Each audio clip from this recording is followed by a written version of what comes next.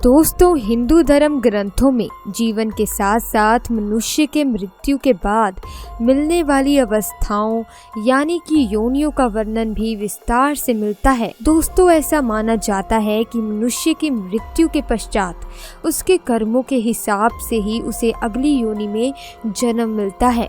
कुछ धार्मिक ग्रंथों में ये भी वर्णन मिलता है कि जो मनुष्य अपने जीवन काल में बहुत अधिक पाप करते हैं उन्हें एक ही योनि में जन्म नहीं मिलता, बल्कि उन्हें एक ऐसी योनि में मिलता है जन्म जिसमें वे अपना दर्द किसी दूसरे को बता नहीं सकते और ना ही किसी के साथ बांट सकते हैं, और साथ ही वे अपने ही मलमूत्र को चाटते हैं, दर दर की ठोकरें खाते हैं।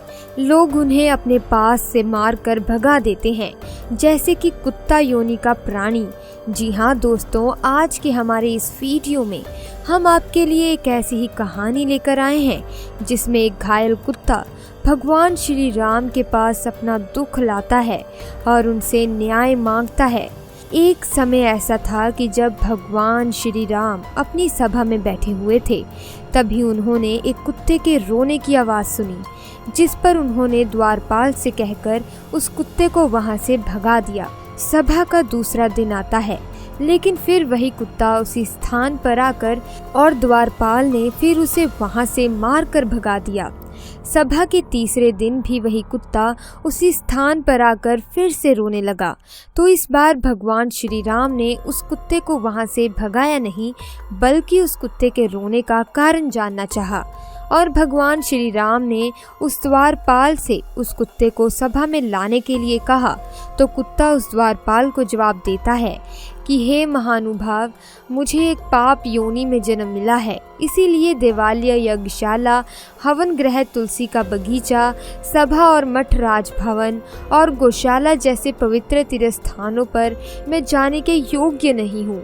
तुम जाकर प्रभु श्री राम से कह दो कि वे स्वयं मुझसे मिलने के लिए यहाँ पर आ जाएं।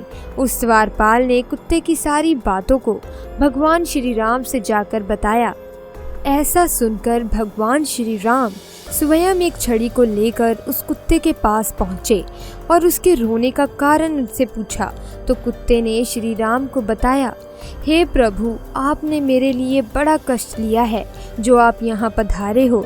हे भगवान, मैंने कोई अपराध नहीं किया है, फिर भी एक सन्यासी ने मुझे पत्थर से मारा है, जिस कारण मेरा पैर टूट गया है और मुझे बहुत पीड़ा हो रही है। इसी कारण मैं दुखी होकर आपकी शरण में आया हूँ। उस कुत्ते की बातों को सुनकर प्रभु श्री राम ने उस सन्यासी को वहाँ बुलाया और श्री राम ने उस सन्यासी से पूछा, बताइए स्वामी जी, आपने किस अपराध के कारण इस कुत्ते का पैर तोड़ दिया है? इस कुत्ते का क्या अपराध था? सन्यासी उत्तर देते हुए कहता है कि हे राजन, मैं भिक्षा के लिए मार्ग में जा रहा था, तभी इसने मेरा भिक्षा अन्न छू लिया।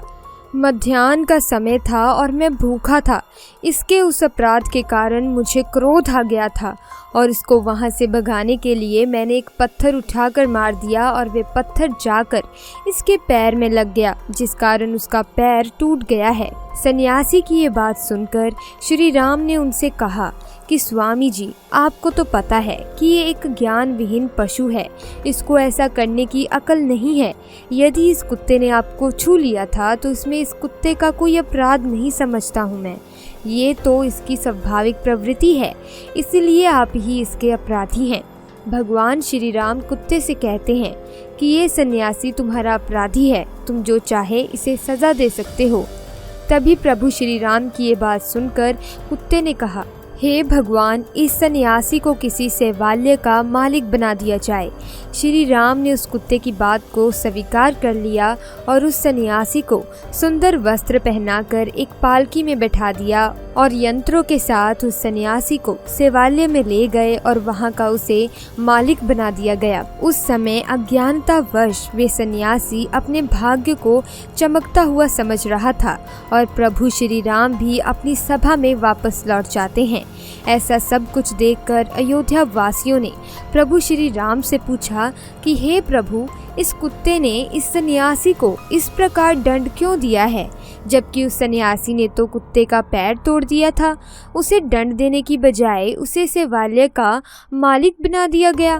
अयोध्या वासियों की ये बात सुनकर प्रभु श्री राम ने कहा, इस सवाल का जवाब आप उस कुत्ते से ही मालूम करो कि उसने ऐसा क्यों किया है। तभी सभी लोगों ने उस कुत्ते से पूछा कि आपने उस सन्यासी के साथ ऐसा क्यों किया है, उसे दंड देने की बजाय उसे तुमने मालिक बना दिया है। तब कुत्ता उन सभी से कहता है, भाई लोगों, ज़रा ध्यान से सुनिएगा। खेत में उत्पन्न अन्न को रखने वाले सेवाल्य, मठ, बगीचा, दान ग्राम, इन स्थानों के अधिपति, स्त्री और बालकों के धन का हरण करने वाले, गाली गलौज करने वाले, अन्याय करने वाले, राजा के घर पर पहुंचे याचक को भगाने वाले और दूसरों की संपत्ति को हड़पने वाले, प्रायश्चित के लिए धन को देने वाले और बेईमानी करके धन अधिकता करने वाले मरकर दूसरे जन्म में कुत्ते की योनि में ही जाते हैं। ये एक सत्य बात है, इसमें कोई आश्चर्य करने वाली बात नहीं है। कुत्ते ने कहा, मैंने भी कुत्ते का जन्म इसीलिए पाया है क्योंकि मैं अपने पिछले जन्म में मठ का महान था। मैंने उस सन्यासी को उसकी करनी का दंड देने के लिए ही उसे ये पद दिया है। दोस्तों, अपने जीवन में उस सन्यासी ने उस मठ में जाकर जो पाप किए हैं उसके कारण उसे अगले जन्म में कुत्ते की योनि में मिलेंगी। कर्म का चक्र बहुत ही बलवान होता है। कहाँ वे कुत्ता होकर एक सन्यासी हो गया और वह सन्यासी एक सन्यासी होकर कुत्ता बन गया। इस प्रकार किस कर्म पर कौन सी योनि में जन्म मिलता है, इस पर आगे बताते हुए वो कुत्ता बोलता है कि जो मनुष्य पराई स्त्री से संबंध बनाता है उसे भयानक नरक में जाना पड़ता है। यहाँ उसे कई दंड भोगने पड़ते हैं और इस सब के बाद भी उसे एक के बाद एक विभिन्न जन्म मिलते हैं। वे सबसे पहले भेड़िया बनता है और फिर एक कुत्ते के रूप में जन्म लेता है। इसके बाद वे सियार, गिद्ध, सांप, कौवा बनता है। इन सभी जन्मों को भोगने के बाद ही अंत में वे बगुले का जन्म प्राप्त करता है, जिसे समाप्त करने के पश्चात उसे मनुष्य योनि की प्राप्ति होती है। मनुष्य योनि में रहकर यदि कोई किसी की बात चोरी छिपे सुनता है तो उसे सरीसृप जीव यानी छिपकली का जन्म मिलता है। जो व्यक्ति अपने बड़े भाई का अपमान करता है, समाज के सामने उसे नीचा दिखाता है, अगले जन्म में वे व्यक्ति एक कोंच नाम के पक्षी के रूप में जन्म लेता है और यदि ईश्वरीय कृपा हो जाए तो ही उसे अगले जन्म में मनुष्य योनि मिलती है। यदि आप इस जन्म में पाप कर रहे हैं तो इसका भुगतान भी अगले जन्म में करना होगा। स्वर्ण की चोरी करने वाले व्यक्ति को कीड़े के रूप में जन्म मिलता है। जो व्यक्ति चांदी के सामान चोरी करता है वे कबूतर बनता है। इसके अलावा जो व्यक्ति किसी के वस्त्रों की चोरी करता है उसे अगले जन्म में तोता बनकर जन्म लेना होता है। सुगंधित पदार्थों की चोरी करने वाला व्यक्ति छछूंदर के रूप में जन्म लेता है। जो व्यक्ति शस्त्र से किसी की हत्या करता है उसे गधे की योनि प्राप्त होती है। गधे के बाद वे मृग योनि को प्राप्त करता है, किंतु इससे अधिक रोचक बात यह है कि उसकी खुद की हत्या भी शस्त्र से ही होती है। मृग के बाद ऐसी आत्मा मछली, कुत्ता, भाग और अंत में मनुष्य योनि को पाती है। देवताओं और पितरों को संतुष्ट किए बिना मरने वाला व्यक्ति 100 वर्षों तक कौवे की योनि में रहता है। इसके बाद मुर्गा फिर 1 महीने के लिए सांप की योनि में रहने के पश्चात उसके पापों का अंत होता है। उसके बाद वे मनुष्य रूप में जन्म लेता है। आज के लिए बस इतना ही।